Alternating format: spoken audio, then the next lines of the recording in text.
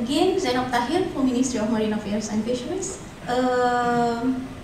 As I forgot to mention my talk this morning, so this is, I would like to talk about managing World War II underwater cultural heritage in Indonesia.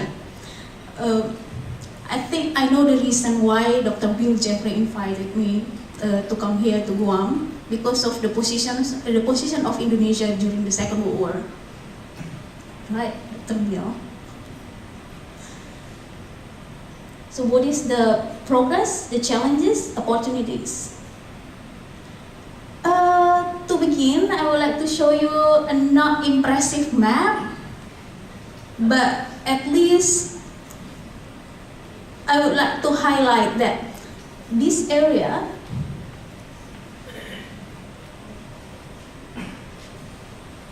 in the eastern part of Indonesia, that was the distribution of the Second World War shipwrecks in Indonesia. Few here, as this is the Sunda Strait here and Java Sea, and we know well that the Battle of Java Sea and the Battle of Sunda Strait. And few here in Sumatra. And this is the clear map, but there is no distribution of the Second World War remains here until Papua, and a little bit here in Java Sea and Sunda Strait. If you see this, the dots here, this is the for the trading goods, trading shipwrecks, not the Second World War.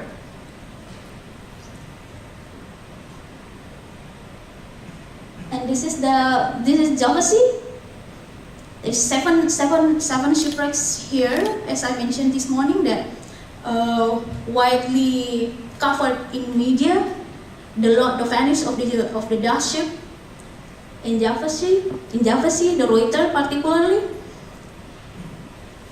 and this is the HMS Pearl and USS Houston in Banten Bay. It involves in sunk during the Battle of Sunda Strait. And this is a Japanese around the Sumatra Island.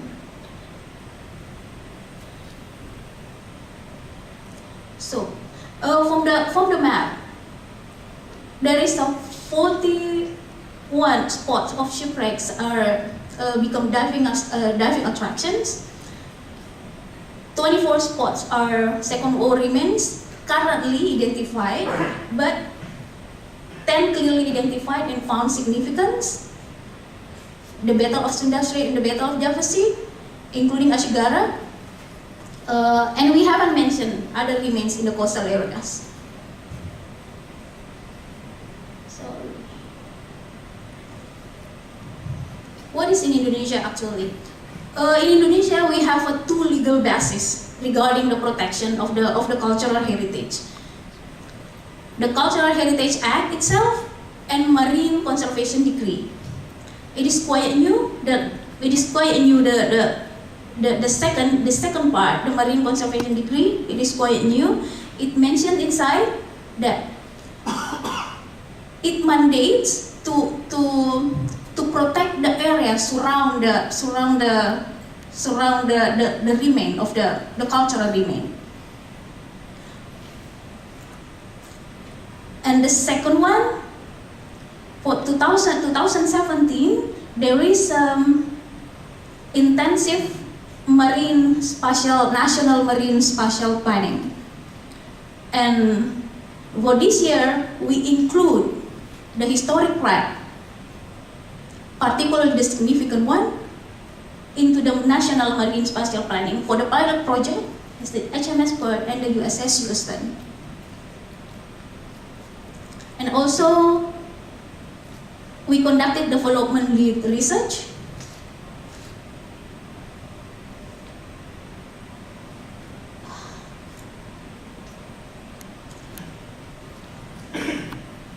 And the follow-up action for the development lead research, there is a serial research under Marine Research Center since 2006, and There is institutional strengthening program and capacity building, targeting the locals and youth. In 2015, we conducted dive guide training in South Coast, West Sumatra, in West Sumatra. There is a Dutch ship. There is a Dutch ship in West Sumatra, and we focus in the area as the local government support the development of tourism.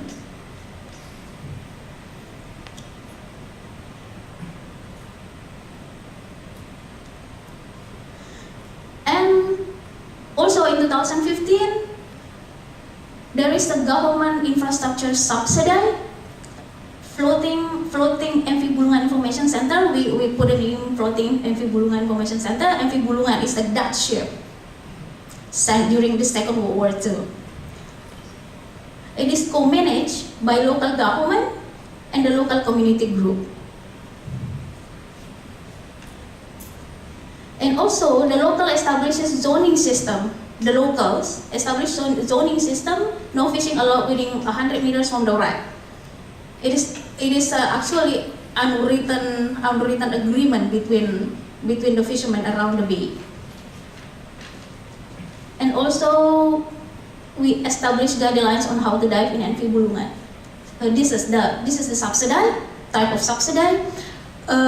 If you have seen the floating ponton there, this is the information center, and it is function also as a mooring. So this is the ascent line for divers. There is no boat allowed to round the area. The boat requires to attach in the information center. And this is the boat as well for tourism, for tourist tour.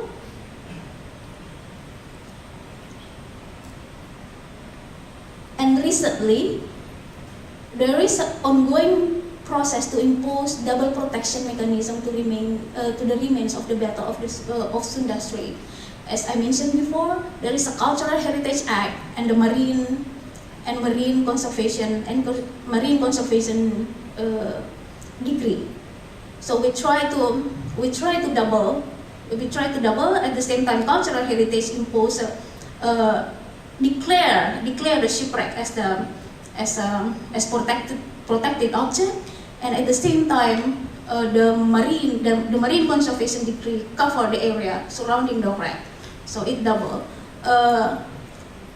Cultural heritage run by under Ministry of Culture, and the Marine Conservation Decree run by Ministry of Marine Affairs and Fisheries. It quite confusing, but we try to collaborate itself inside the country.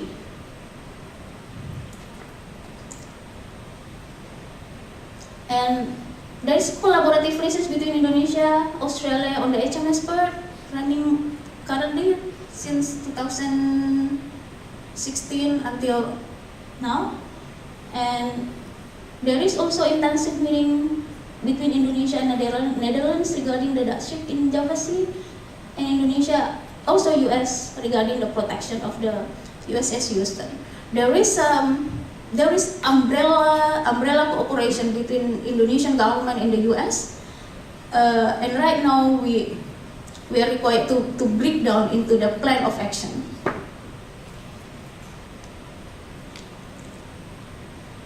And also for the HMS Bird, there is an action plan going on.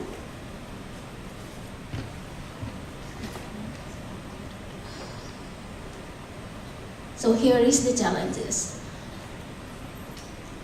I put it into three: awareness, technical, and sovereignty. For awareness, we are facing, as what Bobby said, that for Southeast Asia, we are facing looting and metal scavenging.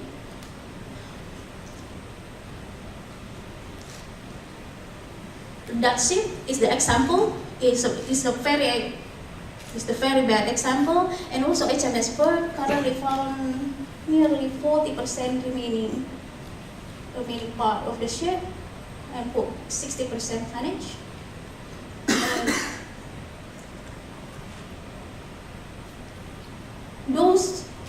The looting and metal scavenging, we identified that there is an economic reason. It is part of the industry itself right now in Indonesia. It involves industry for old iron trading, and also it involves the local. It involves the local people. At the same time, it involves a big ship or big industry. And however, we also found a regulation about wreck removal related to the safety navigation. There are some wrecks removed from the sea legally with this reason, wreck removal and navigation, safety navigation. But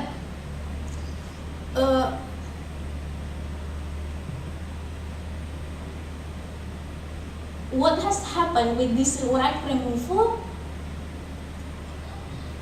There is no data. We have no data. We have no a very good data to share with the other ministry who has responsibility with this to give a permit for the wreck removal. So it is easy to make an excuse. I don't know the location of. I don't know this is significant wreck. I don't know this is historic. I don't know this is protected because no one informed us. And the second one, for the awareness, value perspective, socioeconomic and psychological point of view. As we might know, that Indonesia,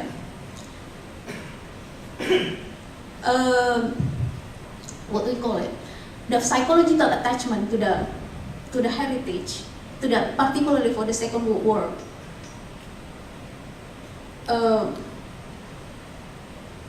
I can't say it is low, but it involves it involves a colonialism issues. So that's why we need particular awareness for this kind of heritage. And also for the value perspective, there is a socio-economic. There are two things. Historically significant, but not economically significant. But it has no economic value, but it has economic value, but not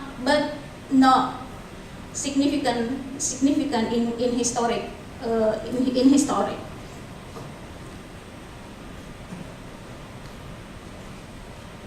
For the second one is technical, human resources. We have, I would like to show you this.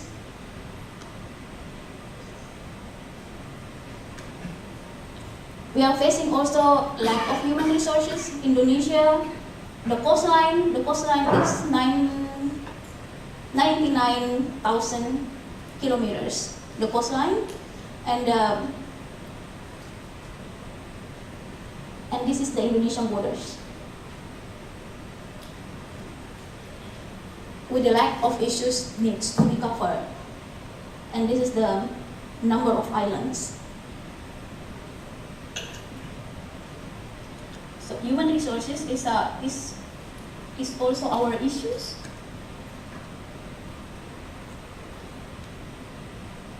For surveillance and for management and for funding. The government put a development priority for it. It has a correlation with this. For the management, there is what becomes priority is is the one who has a benefit for the local community.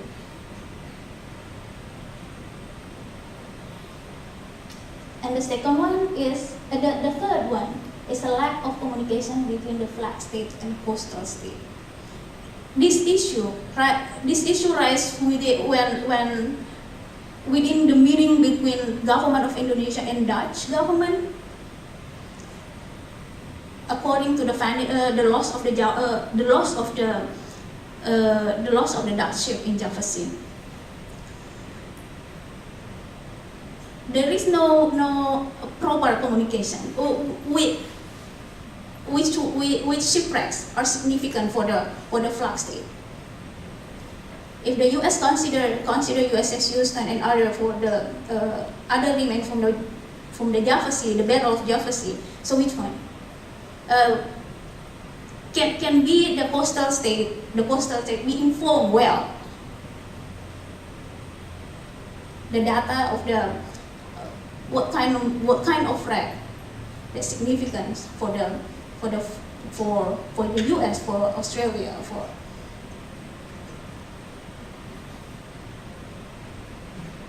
And the third one, sovereignty. It usually come up during a discussion, even though between Australian government Indonesia, US government Indonesia, as this is a military vessel and owned by the government, and at the same time sank in somebody's territorial waters. At the same time, some of the ship lies in Indonesia, lies in the archipelagic shipping lane. For the archipelagic shipping lane, the wreck passes, the ship, the behavior of the ship is just simply the same as what happened in the high seas. So it is hard to control. It is hard to control and hard to impose the surveillance system. It is also a consideration within a discussion between countries. So, what has happened? What has happened if the significant ship of the U.S. or Australia Dutch lies in the shipping lane, archipelagic shipping lane? Or what has happened if the shipwreck lies in the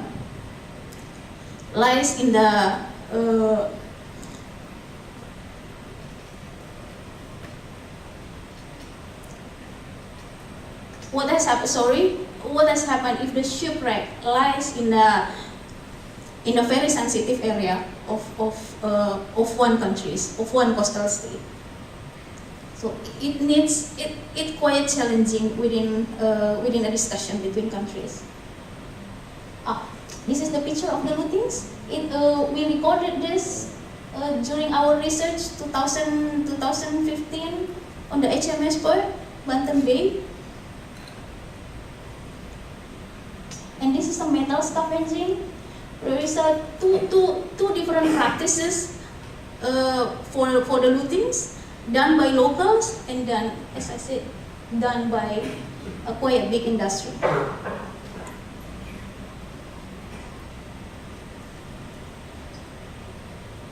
And this is archipelagic shipping lane. And this is the shipping lane. This is a Sunda Strait. And few shipwrecks are here. Significant wreck are here.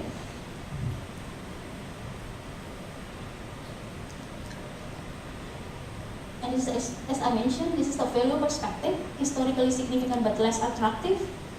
What we can do with this, if the historically significant but less attractive, what we can do?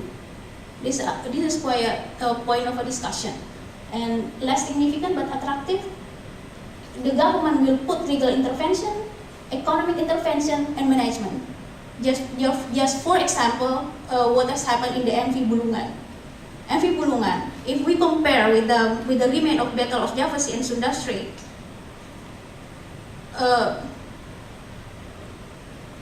it is far the remains are far significant. historically. But for the economic perspective, it is important. And the government put development priority, management priority on it.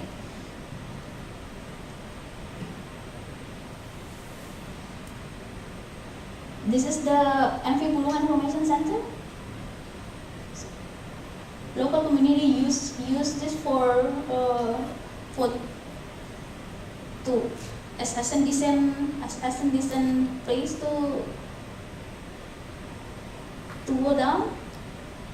And this is the information regarding the ship.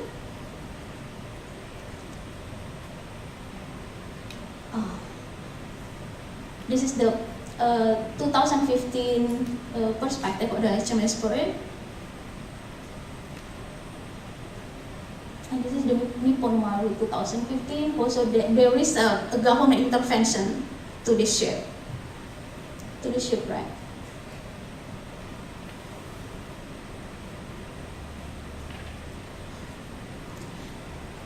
I highlighted some opportunities for the World War II remains in Asia Pacific region. For the regionals, we might need Asia Pacific region partnership in managing World War II underwater heritage. And the second one, regional political lobby to integrate World War II management into the Coral Triangle. Why I mentioned Coral Triangle? Indonesia and the Philippines, particularly inside this is the Indonesia and the Philippines. We have this is the area of this is the distribution of here is the distribution of the World War II shipwrecks. And Coral Triangle is a partnership. It is a partnership between countries involve U.S., Australia, and some country in the Pacific regions related to the marine ecosystem. Whether it is possible to integrate a heritage into this initiative, and we can bring the point that shipwrecks is part of the ecosystem,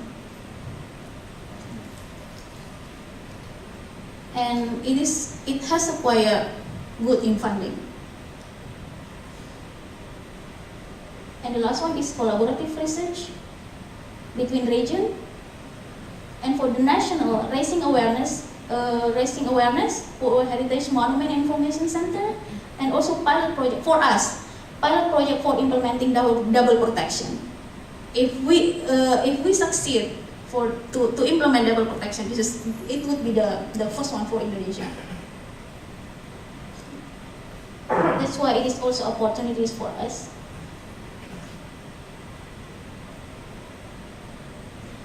Discussion questions. If the wreck is vanished, what kind of management approach to be implemented? As there is no material, physically it is vanished, but at the same time, for the flag state, it is historically significant. It is a memorial monument, but at the same time, the monument itself is vanished. So what kind of management can be implemented for this situation? And the second one, sharing experience towards partnership in managing the site among the experts here must be very, very, very significant and useful. Thank you.